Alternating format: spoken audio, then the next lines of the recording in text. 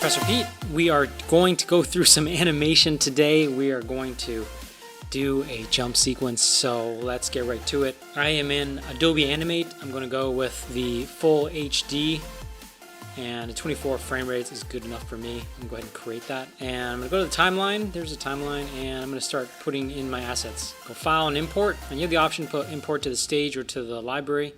I'm going to import to the stage. I'm going to go and find my character. It's Photoshop, and this is what the file looks like. This is the structure, and there's upper arm, lower arm, hand, torso, head, neck, foot, upper and lower legs. And I want to make sure this is in under convert to animate layers, so it's going to be coming in as layers onto the timeline. So I hit import, and as you can see, there it is. There is the assets in separate layers. I'm going to go ahead and just change this to fit to window, so that way we can see the whole thing in action. And that's it. We are good to go. I think now we have to just rig the character. I'm going to turn this on, and I'm going to start attaching things together. So the hand goes to the lower arm, and the lower arm goes to the upper arm. That looks good. The torso, the head connects to the neck, and the neck connects to the torso. The foot goes to the lower leg goes to the upper leg, and layer 1 is just their background. So from here, everything in terms of upper arm goes to the torso, and the upper leg also goes to the torso. So now when everything is all said and done, I should be able to move the torso, and perfect. The whole character moves together. To add a ground plane, I'm going to click on the rectangle, and I'm also going to make sure I'm on a new layer here. I'm going to click and drag this and call this ground. And I already have green as my ground fill color, and my stroke color is black, so that's totally fine. I'm just going to eyeball this, and there we go. V for the move tool. Notice that it's not totally onto the feet, so if you double click a few times with the mouse, hold down the up arrow, you can just nudge it a little bit. Alright, so now we are ready to go. Everything is set up. The thing that we need to do, though, is if you look at the library, there's nothing here except the assets from the PSD. Every single one of these need to be a graphic symbol.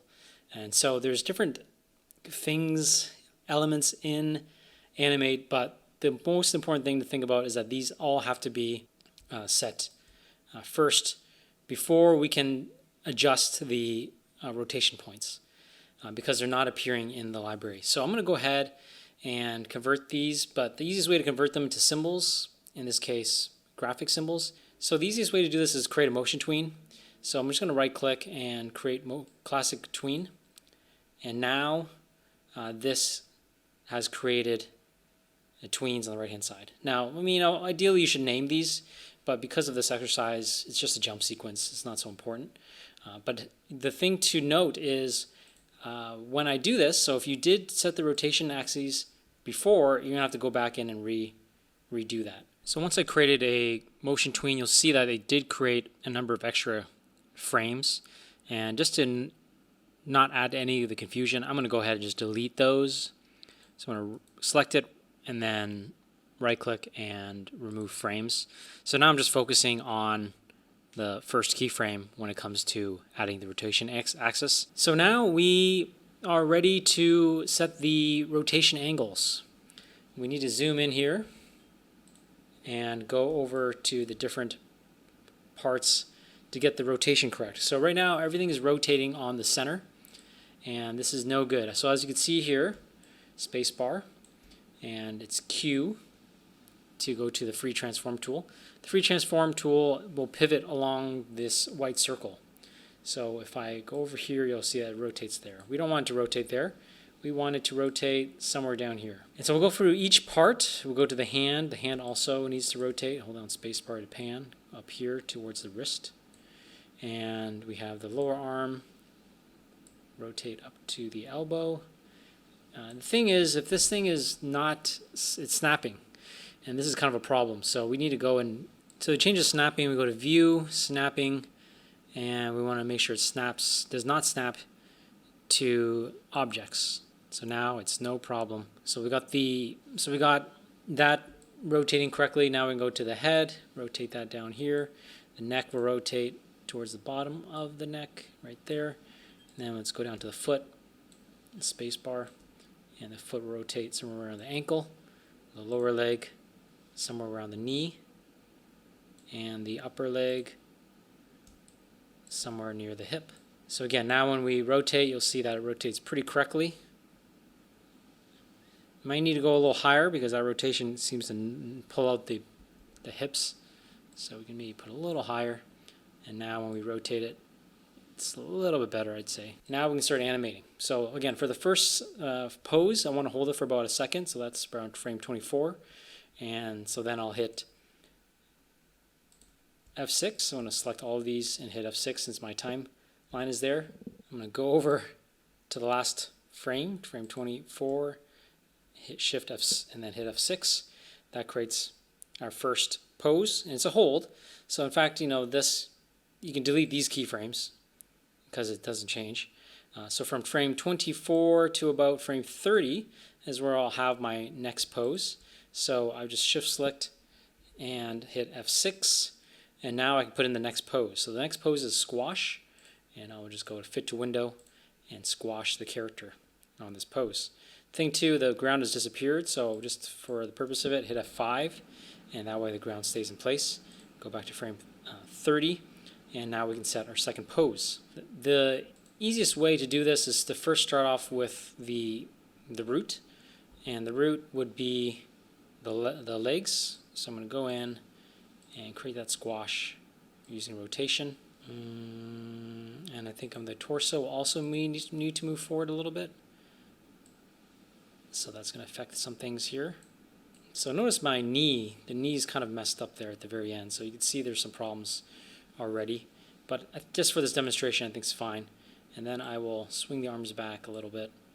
And just to make sure that it's not entirely uniform, I do something like this. And the head will tilt forward a little bit along with the neck. So go to the neck layer, that's hard to grab. And I will rotate it. I'll grab the torso and bring it down. And so there is our first pose. You can see there's some problems again with the overshoot. That's because of the way the software works. So to make this work perfectly, we have to go in, and I'm going to go I'm going to try to go to between every other frame to try to fix the torso. So here I am, and I'm going to just lift it up. See if that fixes the overshoot, and it kind of does. I mean, there's a little bit there, but just for the demonstrations, it's fine. So there is our first pose. And you can see too that I probably could have done more rotation on the torso moving forward, just exaggerate it more. So I'm going to go in there, rotate it a lot more, and then I'll grab the upper leg and rotate that. So there it is. So when I do that too, notice how much the legs have moved forward. And so you can see that this is not the perfect way to get the best animation for this character.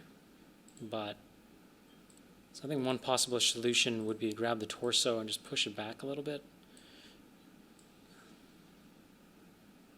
And I think that kind of fixes it there. Alright, so there is our second pose. And now I'm going to go over to the third pose, probably on frame 35, and hit F6 again to create a keyframe. And now I will get the next pose ready, and that's the arms up and the stretch more or less. So again, I'm going to start off with the torso. And I'm going to go ahead and straighten that. Q on the keyboard. Alright, so there is our third pose. It looks pretty good, and just to see the timing. Notice how the arms swing back to get that position, so we'll need to select the arm and rotate it forward. So halfway between the keyframes, that kind of fixes it. So the arms go up, and so that's the next pose, and then we're up in the air. So in frame 40 or so, we'll then do the same. We'll get the character up in the air. hit F6. The character's up in the air. We're out of frame now, so this is going to be a bit of an issue. In this case, I'll just do some quick animation. If you're not sure you want to test this out, you hit the play in terms of timing, and there it is.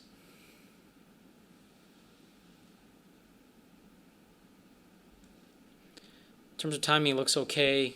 It's a little choppy, but now I think we can call it done. The issue that we're going to have now is that the character goes off the screen, and I did not anticipate this. So what we can do here is we can select everything and we can cut the frames. By cutting the frames, now we can create a movie clip. So let's go ahead and create a new symbol. And this will be a movie clip. It'll be called jump. And so we'll put those layers back in, right click and paste frames. And so now we have a movie clip, as you see here, inside of scene 1. So the jump is there. We'll drag that back in.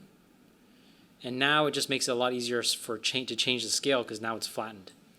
So we can just go and click and drag this across like that. And it's no longer called lower leg. We'll just shift click these and then delete those. So this is now called jump. Okay, so when we double click on the jump, then we can go into the jump's movie clip and we can make modifications to it. But the main difference is in scene 1, we can then easily scale this character down, holding down shift, and now everything is more or less flattened into the scene. Oops, we need to drag this across, make sure that happens on frame 1. And now when we hit play, okay, the character does jump and is a lot smaller. So that's the main difference. So the main takeaway for this is that early on, the first step should have been to scale down the character, and then you wouldn't have to deal with resizing the character. But as you can see here, we created a movie clip and that solved it. So when you're done, go to File, and you need to export this out as a video media. And here is the settings. It's going to go to a preset, which is the Adobe Media Encoder. It's going to be H.264, and it's going to go into this folder. So decide what folder you want to put it into. And notice too, I didn't save this file yet. It's going to crash probably. So I'm going to go ahead and save this. File, Export, Media, and change the output. Found the folder, saved it, hit export. It's going to export the media first before it opens up the media encoder. But once it opens the media encoder, it's very fast. You should get this thing done in about a minute or two. And it'll create an MP4 file, and that's great. That's what you'll then provide for the presentation. So there it is. It's all done. There is the half jump, I called it, since I'm only halfway done. And there it is. So that's it. That's how you can create the jump. There's a lot more to it, of course, to a jump with follow through and overlap.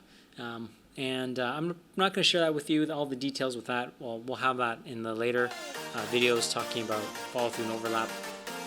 But didn't want to make this video any longer, so that's all I've got. We'll see you in the next one. Keep learning.